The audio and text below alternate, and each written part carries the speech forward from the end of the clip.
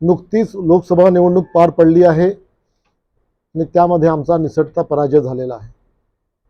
सर्वप्रथम मी विजयी उमेदवाराचं डॉक्टर प्रशांत पडोळे यांचं अभिनंदन करतो आणि त्यांना शुभेच्छा देतो त्यांच्या पुढील कार्यासाठी। आणि आमचा जो काही पराजय झाला तो आमच्या विरोधकांनी जे चुकीचं नरेटिव्ह त्या निवडणुकीमध्ये चालवलं। आम्ही जर निवडून आलो, मोठ्या प्रमाणात जर निवडून आलो, तर या देशाची घटना बदलवण्याचा प्रयत्न आम्ही करू आणि आरक्षण बंद करू। या भीतीपोई आमच्या मोठ्या प्रमाणामध्ये आमच्या विरोधात मतदान झालं आणि त्याचं आकलन करण्यात आम्ही कमी पडलो असं आम्हाला वाटतं आणि आमचे विरोधक यशस्वी झाले असं आम्हाला वाटतं। या उपरही जो आमचा पराजय झाला तो पराजय आम्ही स्वीकारतो आणि येणाऱ्या काळामध्ये गेल्या 5 वर्षाच्या काळामध्ये मी एक लोकसभेचा प्रतिनिधी म्हणून, खासदार म्हणून जी कामं केलीत आणि विशेषतः जी कामं अर्धवट राहिलीत की अपुरी राहिलीत, आपल्या भंडाऱ्याचा मेडिकल कॉलेजचा विषय असो, भंडारा, तुमसर, गोंदिया यांच्या रेल्वे स्थानकाचं सुशोभीकरण असोत, नॅशनल हायवेचे प्रोजेक्ट्स असोत, हे सगळी कामं जी अपुरी राहिली आहेत ती पूर्ण व्हावी लवकरात लवकर, या दृष्टीने आमचं प्राधान्याने लक्ष राहील।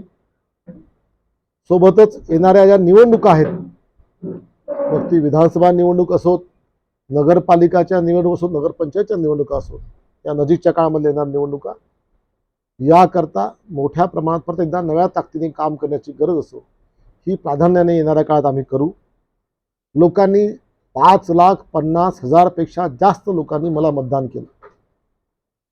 मोठ्या संख्येने केलेल्या मतदानासाठी मी सर्व विशेषतः लोकांचे आणि ज्या करता आमच्या सर्वसामान्य कार्यकर्त्यांनी, बूथ लेवलच्या कार्यकर्त्यांनी, नेत्यांनी, पदाधिकाऱ्यांनी जे अहोरात्र मेहनत घेतली आणि आमच्या वरिष्ठ नेत्यांनी किंवा राष्ट्रीय नेत्यांनी मला माझ्यावरती विश्वास ठेवला, त्याकरता सर्वांचं मनापासून आभारही मानतो। आणि यापुढेही मी एक पक्ष कार्यकर्ता म्हणून कार्यरत राहील असं आपल्या दृष्टीने आश्वस्त करू इच्छितो। आपल्या माध्यमातून पुन्हा एकदा सर्व लोकांचे खूप खूप आभार।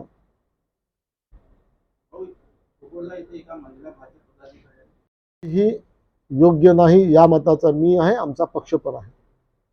तुम्ही जे सांगताय ते प्रकरण आम्हाला बघावं लागेल, काय चूक आहे, कोणाची चूक आहे, योग्य त्या पद्धतीने त्याच्यावरती कारवाई होईल, त्यामध्ये आम्ही मध्ये येणार नाहीत। जर चूक आमच्या पदाधिकारी असेल, मुळात आपण जे सांगताय तो पदाधिकारी आमचा आहे की नाही मला माहिती नाही, परंतु जे कोणी ज्यांनी कोणी घेतलं असेल त्याच्यावरती कारवाई व्हावी।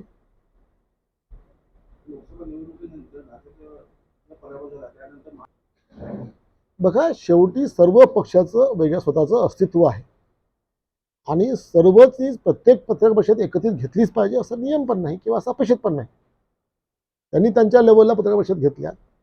मी उमेदवार म्हणून, भाजपचा उमेदवार म्हणून, अधिकृत उमेदवार म्हणून आपल्यासमोर येतो आहे। हा जो काही आमचा निसटता पराजय झाला त्याचा स्वीकार करतो आहे।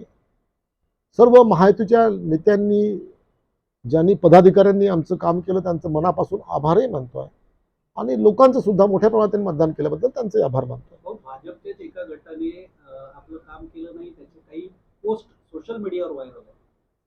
बघा, सोशल मीडियावरती अनेक गोष्टी व्हायरल होत असतात। जे काही आमच्या काही लोकांनी, गटांनी, आता पक्ष मोठा आहे त्यामुळे छोटे मोठे अडचणी येऊ शकतात, परंतु असं मला कुठे वाटत नाही की बा आमच्या गटांनी मोठ्या माझ्या विरोधात काम केलं असं मला कुठे वाटत नाही। छोटं मोठं काही विरोधात काम झालं असेल तर आमचा पक्ष आपल्या लेवलला तो निर्णय घेईल।